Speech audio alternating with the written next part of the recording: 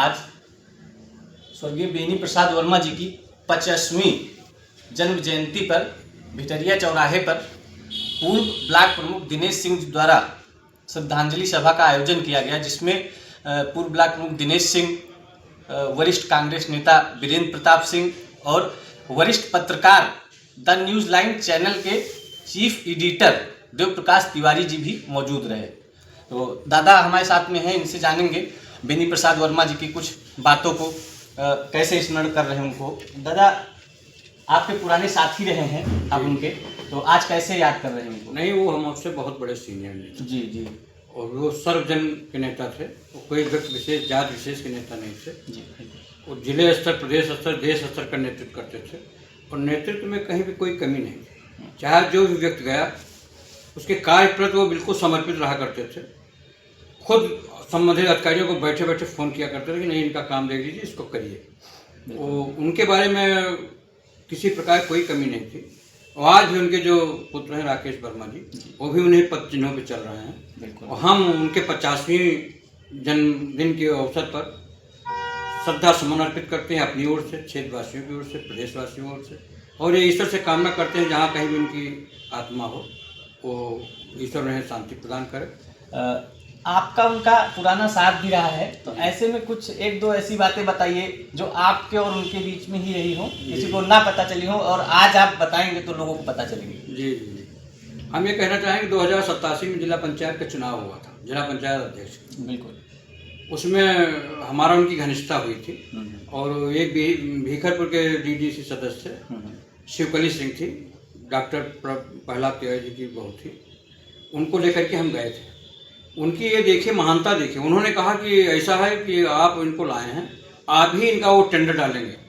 हम कहा नहीं ऐसा नहीं वर्मा जी, ऐसे नहीं कि संदिग्ध हो जाएगी हम लोगों की, आप जिसके साथ भेजना हो भेज दीजिए। कहीं नहीं ऐसा कुछ नहीं होगा। अच्छा चलिए ठीक, हम इनको दूसरे को भेज रहे हैं, लेकिन आप जाएंगे एक डीडीसी सदस्य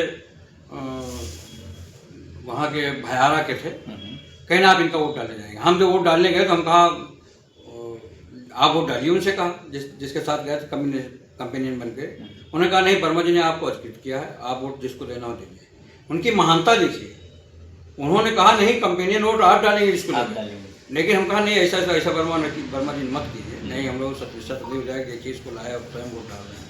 लेकिन उनके कहना अनुसार हम गए, वोट डाले भी, और ये उनकी विशेष होती। उसके बाद जब हमारा सेकेंड टाइम में ब्लॉक प्रमुख चुनाव आया तो हमारे सांसद हुआ करते थे रामसागर रावत जी, वो अरविंद वर्मा जी को अपना प्रत्याशी घोषित किए थे। तो वर्मा जी ने उनको रोका कि आप दिनेश सिंह की मदद कीजिए और ये जीत उत नहीं पाएंगे चुनाव, लेकिन वो अपनी बात पर अडिग रहे और उन्होंने चुनाव लड़ा दिया।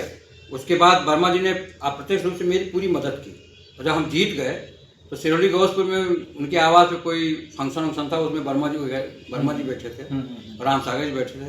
राम सागर जी से कहा मेरी बात नहीं माने ना, दिनेश सिंह चुनाव जीत गए ना।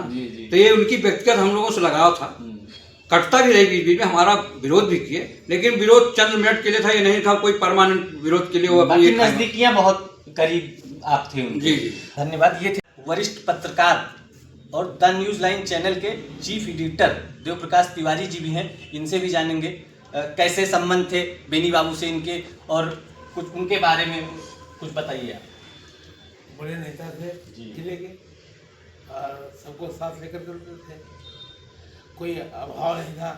उनको जानकारी हमारी, जब वो पत्रकार थे तो एक पुल था यहाँ दरियाबाद के पास, गोकुला नहीं शिवराजपुर के पास, वो पुल पड़ा रहा 10 साल, वो उन्होंने बनवा दिया, पूरा उनके योगदान से बना। फिर बाद में यहाँ भी पुल बना, गोकुला का दूसरा पुल, उन्हीं की देन से पास में जाए थे।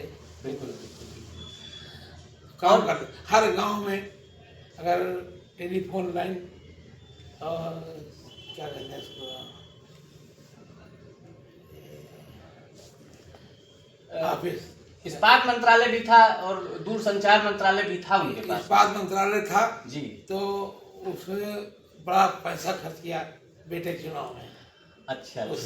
हाँ, बड़ी बात बोल रहे हैं आप। हाँ, बहुत पैसा खर्च किया। हाँ, एक फंड था, हाँ। वो पूरा फंड वह चुनाव में लगा दिया। लोग तो कह रहे हैं कि बहुत चुनाव की वजह से बहुत विकास हो गया क्षेत्र का, क्योंकि जैसे उसमें देखा गया था हर एक स्कूल में जो है कमरे की व्यवस्था कराई गई थी, ऐसी सारी सुविधाएं वो विकास पुरुष से हर गांव की सड़क जो है, आज अगर गांव में सड़क है तो बेनी बाबू की वजह से। बिल्कुल, और बिल्कुल। टेलीफोन, ऑफिस से तमाम जिस विभाग में रहे पूरे प्रदेश में जिले का अपना रुतबा था, करते देखो। तो दादा आप एक वरिष्ठ पत्रकार भी हैं और जिस चैनल पे आप बात कर रहे हैं इसके आप ऑनर मालिक भी हैं, तो ऐसे में जो जिले की राजनीति है, एक राजनीतिक विश्लेषक के तौर पर भी आपको देखा जा रहा है, अभी जो बाराबंकी की राजनीति है उसको आप किस तरह से देख रहे हैं? बाराबंकी राजनीति समाजवादियों का गढ़ है, हमेशा समाजवादियों के हाथ में रही है। वो इक्का दुक्का कभी टल जाए, बाकी ये समाजवादियों का गढ़ है। जो भी समाजवादी नेता होगा उसी के पर जम रहेगा हमेशा। ऐसा है। अभी जो चुनाव हुए हैं इसमें तो ऐसा नहीं देखने को मिला है। ये चुनाव कहाँ हो रहा है, सिलेक्शन हो रहा है। सिलेक्शन हो रहा है। बिल्कुल बिल्कुल। चुनाव है। बहुत बहुत धन्यवाद सर आपका।